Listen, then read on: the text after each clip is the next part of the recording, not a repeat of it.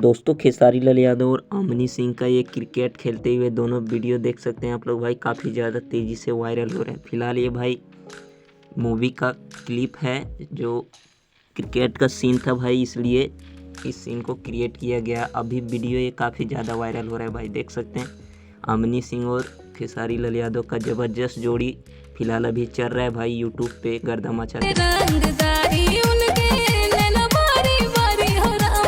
तो दोस्तों आप लोग बताइए कि खेसारी लाल यादव और अमनी सिंह का जोड़ी आपको अच्छा लगता है कि नहीं भाई। हमेशा तांडव करते हैं और तांडव करते ही रहेंगे आने वाले दिन तक, क्योंकि खेसारी लाल और अमनी सिंह बहुत ही ज़्यादा मूवी करने वाली है। 2-3-4 मूवी और करने वाला खेसारी लाल यादव और अमनी सिंह के साथ। और दोस्तों बताइएगा जरूर कि ये गाना भाई तांडव मचा रहा है या फिर नहीं।